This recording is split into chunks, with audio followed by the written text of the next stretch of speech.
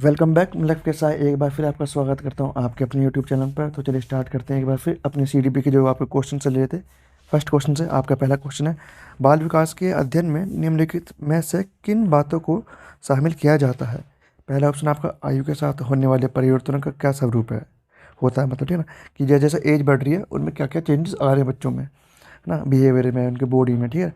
दूसरा ऑप्शन है, बालक में होने वाले परिवर्तनों का विशेष आयु के साथ क्या संबंध होता है, कि किसी एक पर्टिकुलर एज में जो चेंजेस आ रहे हैं, है ना, जैसे कि आप यदि बच्चा चाइल्डहुड में है तो उसमें क्या चेंजेस आ रहे हैं उसके बिहेवियर में, वो कैसा बिहेवियर शो कर रहा है, वो किसके बारे में सोच रहा है, अपने बारे में सोच रहा है, दूसरों के बारे में, ये सब चीज़ें के साथ उसका रिलेशन क्या पड़ रहा है एज के साथ, ये चीज़ें देखी जाती हैं। तीसरा, बालकों में पाई जाने वाली व्यक्तिगत विभिन्नताओं के लिए किस प्रकार के आनुवंशिक एवं परिवेशजन्य प्रभाव उत्तरदायी होते हैं, कि जो बच्चे में जो व्यक्तिगत विभिन्नताएं होती हैं वो व्यक्तिगत विभिन्नताएं किस हद तक आनुवंशिकता और परिवेशजन्य कारक पर उत्तरदायी, मतलब वो प्रभाव पहुंचाती है बच्चे के जो विकास पर, ठीक है ना, व्यक्तिगत विभिन्नताओं पर।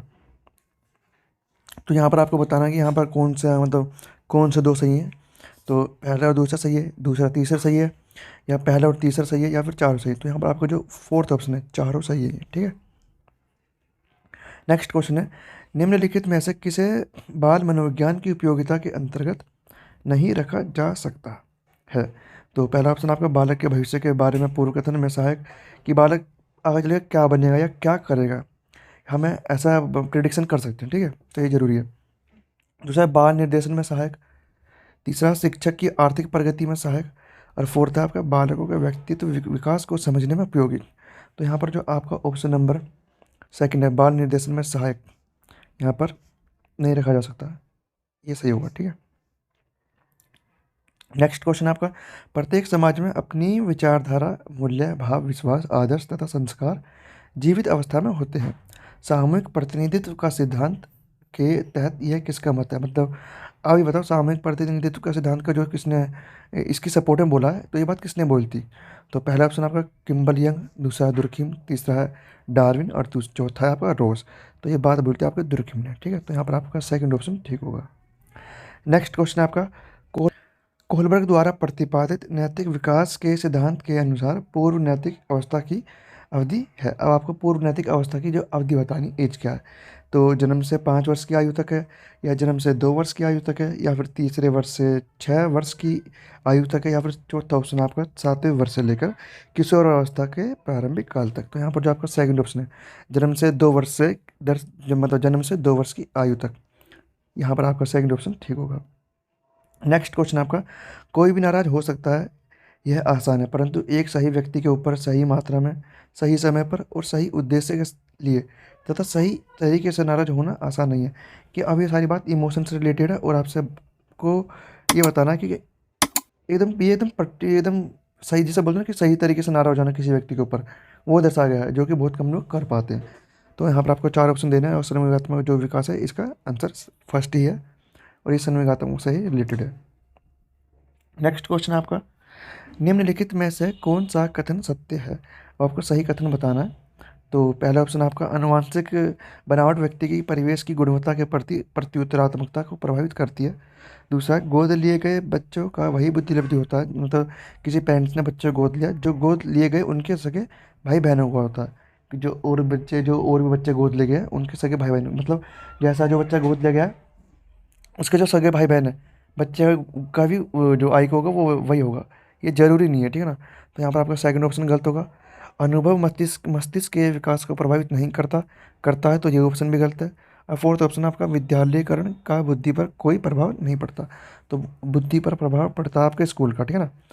तो यहाँ पर 3 ऑप्शन तो गलत हो गए, जो आपका सेकंड फर्स्ट ऑप्शन बच रहा है यही सही है, ठीक है, क्योंकि और सब बिल्कुल पूरी तरह से गलत है। तो यहाँ पर आपका फर्स्ट ऑप्शन ठीक होगा। नेक्स्ट क्वेश्चन आपका, समाजीकरण की किस अवस्था में बच्चों में जिज्ञासा की प्रवृत्ति उच्च पाई जाती है। तब आपको बताना है, जिज्ञासा की प्रवृत्ति समाजीकरण जब बच्चों में हो रहा होता है तो कौन सी एज में जो क्यूरियोसिटी बच्चों में सबसे हाई होती है। तो पहला ऑप्शन आपका शिशुअवस्था तो होगा नहीं, और किशोर अवस्था भी नहीं होगा, उत्तर बाल्यावस्था भी नहीं है, जो होगा प्रारंभिक बाल्यावस्था।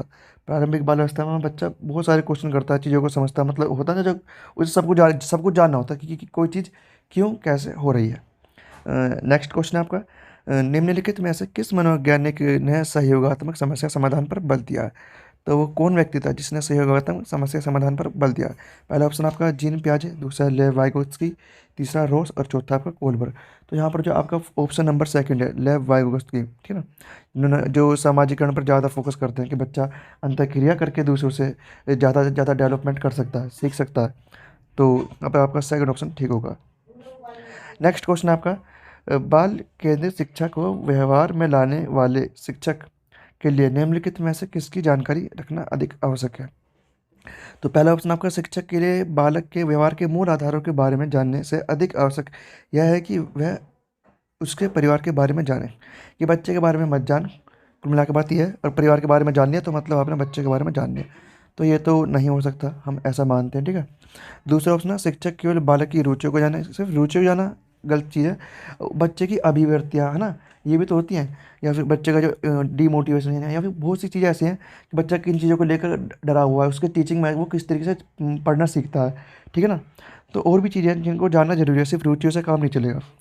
थर्ड ऑप्शन आपका, शिक्षक को बालक के बारे में भले ही कुछ जानकारी ना हो किंतु उसके परिवार की आर्थिक स्थिति के बारे में उसे अवश्य पता होना चाहिए कि उसके जो फैमिली बैकग्राउंड है ना, रिच है या फिर वो पुअर है, ये चीज़ ज़्यादा पता होनी चाहिए, चाहे कुछ भी हो। बच्चे के बारे में ना पता कुछ चल जाएगा, तो ये भी गलत है। फोर्थ ऑप्शन आपका जो आंसर हो सकता है, बालक के संबंध के में शिक्षक को उसके व्यवहार के मूल आधारों, आवश्यकताओं, मानसिक स्तर, रुचि, योग्यताओं, व्यक्तित्व इत्यादि का विस्तृत ज्ञान होना चाहिए। देखो फोर्थ ऑप्शन में सभी बहुत सारी चीज़ों को ले गया कि मानसिक स्तर कैसा है उसका, योग्यता है, और व्यक्तित्व कैसा है उसका, रुचियाँ क्या है, उसकी ज़रूरतें क्या है, ठीक है, जो कि पहले ऑप्शन में नहीं था। तो आपका यहाँ पर, जो कि सेकंड ऑप्शन में नहीं था, ठीक है, तो यहाँ पर आपका जो फोर्थ ऑप्शन है ये ठीक होगा। नेक्स्ट क्वेश्चन आपका, विकास की गति एक व्यक्ति से दूसरे वे में भिन्न होती है, ठीक है ना, कि किसी बच्चे का जो विकास है, या आप विकास बोल सकते हो, किसी स्टेज में बहुत ज़्यादा है और उसी स्टेज में दूसरे बच्चे का कम है, किंतु यह एक डैश नमूने का अनुगमन करता है, लेकिन एक पैटर्न को फॉलो करता है, ठीक है ना। तो यहाँ पर आपको चार ऑप्शन दे देंगे, आपको बताना है एडी से चोटी का जो पैटर्न है उसको अव्यवस्थित पैटर्न को फॉलो करता है, या अप्रत्याशित पैटर्न को फॉलो करता है, या फिर वो क्रमबद्ध और व्यवस्थित नमूने का अनुगमन, मतलब उसको फॉलो करता है, ठीक है ना। तो आपको यहाँ पर बताना कौन सा ऑप्शन ठीक होगा। यहाँ पर आपका जो ऑप्शन नंबर फोर्थ है, क्रमबद्ध और व्यवस्थित, एक क्रम के रूप में चलता है कि ऊपर की तरफ ही बढ़ेगा, नीचे की तरफ नहीं आएगा। आप ऐसा नहीं देख सकते कि किसी बच्चे की हाइट बढ़ी है और वो एक पर्टिकुलर एज पर आने के बाद 25 या 24 या 12 15 के आने के बाद वो कम होने लगे, ठीक है ना। तो क्रम में सीक्वेंस है, सीक्वेंस ऊपर की तरफ चल रहा है, एक व्यवस्थित रूप में होता है, ठीक है। तो यहाँ पर आपका फोर्थ ऑप्शन ठीक होगा। नेक्स्ट क्वेश्चन आपका जो फाइनल क्वेश्चन है इस वीडियो का, बच्चे के विकास में आनुवंशिकता और वातावरण की भूमिका के बारे में निम्नलिखित में से कौन सा कथन सत्य है? अब आपको सही कथन बताना है बच्चे की आनुवंशिकता और वातावरण के बारे में। पहला ऑप्शन आपका बोला है, आनुवंशिकता और वातावरण दोनों एक बच्चे के विकास में 50-50 योगदान देते हैं। देखो हम ये नहीं कह सकते कि 50-50 ही देते हैं, या फिर 25-75 देते हैं, 30-70 देते हैं, ठीक है। दूसरा ऑप्शन आपका, समवयस्कों और पितृक का सापेक्ष योगदान नहीं है। आपको देखो समवयस्कों और पितृकों का सापेक्ष योगदान नहीं है, इस ऑप्शन को भी देख लेते हैं एक बार। और नेक्स्ट ऑप्शन आपका, आनुवंशिकता और वातावरण एक साथ परिचालित नहीं होते, एक साथ चलते हैं, तो ये ऑप्शन भी गलत है। और फोर्थ ऑप्शन है, सहज रुझान वातावरण से संबंधित है जबकि वास्तविक विकास के लिए आनुवंशिकता जरूरी है। तो यहाँ पर आपको जो सेकंड ऑप्शन है वो यहाँ ठीक होगा, ठीक है ना। योगात्मक नहीं है, इसका मतलब क्या है, गुणात्मक होगा, मल्टीप्लाई होगा, प्लस नहीं होगा, ठीक है ना। तो आपका यहाँ पर सेकंड ऑप्शन ठीक है और फोर्थ ऑप्शन भी आपका गलत है। तो आज इस वीडियो में हमने आपके एक बार फिर सीडीपी के 10 से 12 क्वेश्चन करें। यदि आप किसी भी टीचिंग एग्जाम की तैयारी कर रहे हैं तो मैं चैनल को सब्सक्राइब करें ताकि आप उस पर्टिकुलर एग्जाम में, खासकर सीडीपी में, ज़्यादा से ज़्यादा स्कोर कर सकें। तो चलिए मिलते हैं नेक्स्ट वीडियो में।